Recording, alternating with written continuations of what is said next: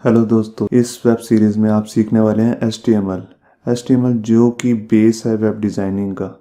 अगर आप as a web developer job करना चाहते हैं या डिज़ाइनर काम करना चाहते हैं तो आपको ये सीखना बहुत ज़्यादा ज़रूरी है। तो एच टी एम एल जो है उसका फुल मीनिंग क्या है? एच टी एम एल का जो फुल मीनिंग है वो है hyper text markup language. Hyper text markup language. तो अब सवाल उठता है कि इसका यूज़ क्या होता है एच का। एच का यूज़ देखने के लिए हम यहाँ पर देखते हैं कि इसका हम यूज़ कैसे कर सकते हैं। हम इससे अपनी वेबसाइट बना सकते हैं, हम इससे अपने वेब पेजेस क्रिएट कर सकते हैं।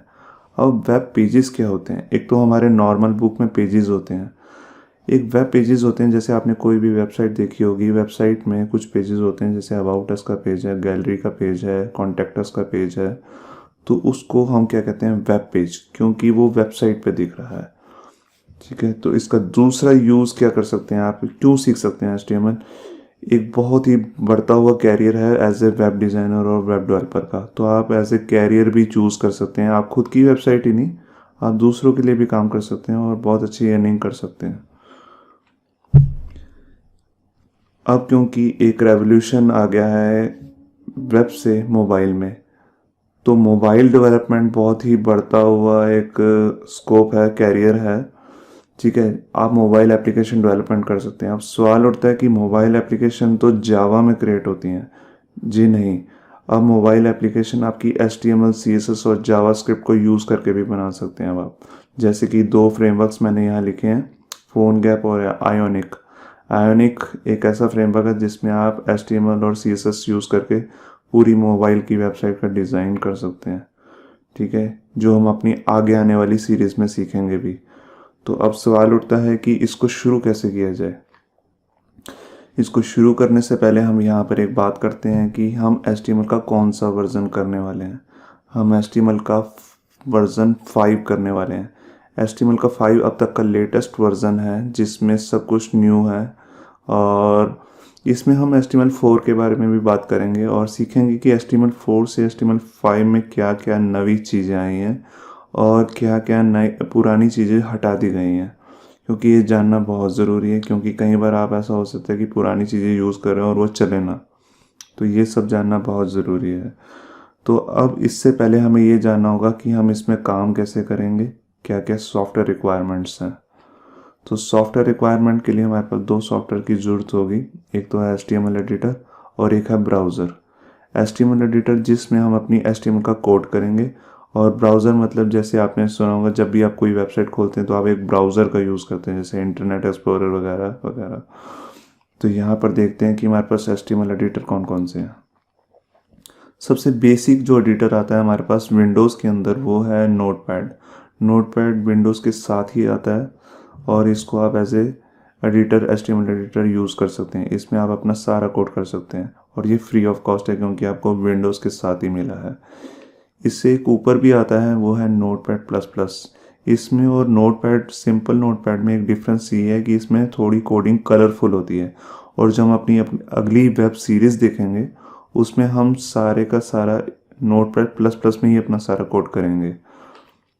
इसके अलावा माइक्रोसॉफ्ट ने एक अपना फ्री एडिटर निकाला जिसका नाम है VS code, visual studio code. एकदम फ्री एडिटर है और इसमें काफ़ी सारे फ़ायदे हैं, आप इसको भी यूज़ कर सकते हैं। एक है सबलाइम। सबलाइम भी एक बहुत ही ज़्यादा पॉपुलर और फेमस एडिटर है। ठीक है, जिसको आप यूज़ कर सकते हैं। इसको आप मैक में भी यूज़ करते हैं, अगर आप मैक के यूज़र हैं। अगर आप विंडोज़ के यूज़र हैं तब भी सबलाइम को आप बहुत ज़्यादा यूज़ कर सकते हैं। अब बात आती है कि हम कौन से ब्राउज़र्स यूज़ करने वाले हैं। ठीक है, ब्राउज़र्स में जो अब तक का सबसे पॉपुलर ब्राउज़र है गूगल का क्रोम।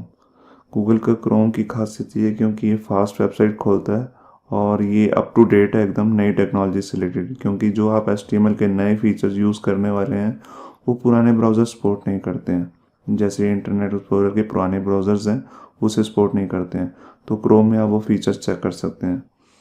इसके अलावा मोज़िला कंपनी का फायरफॉक्स है, ये भी बहुत अच्छा ब्राउज़र है। इसके अलावा जो बहुत ही पुराना आप सबको मालूम ही है, विंडोज़ के साथ आता है इंटरनेट एक्सप्लोरर, ये आप यूज़ कर सकते हैं। अगर आप विंडो 10 के यूज़र हैं तो उसमें माइक्रोसॉफ्ट ने अपना दूसरा ब्राउज़र, जो अपडेटेड ब्राउज़र है अब तक का, एज नाम से, वो भी यूज़ कर सकते हैं। वो बहुत ही बढ़िया, और एज़ कम्पेयर टू आप कंपेयर कर सकते हैं क्रोम के, ठीक है, गूगल क्रोम से। तो इतना बढ़िया उन्होंने ब्राउज़र निकाला है, आप उसे भी यूज़ कर सकते हैं। सफारी, अगर आप मैक के यूज़र हैं तो अगर आपको पता ही होगा कि जब हम मैक हमारे पास लैपटॉप में यूज़ करते हैं तो उसके अंदर हमारे पास बाय डिफ़ॉल्ट जो ब्राउज़र होता है वो होता है सफारी। सफारी उनका बाय डिफ़ॉल्ट ब्राउज़र, आप इसको विंडोज़ में भी यूज़ कर सकते हैं, मगर इसे लोग विंडोज़ में कम, मैक में ज़्यादा यूज़ करते हैं।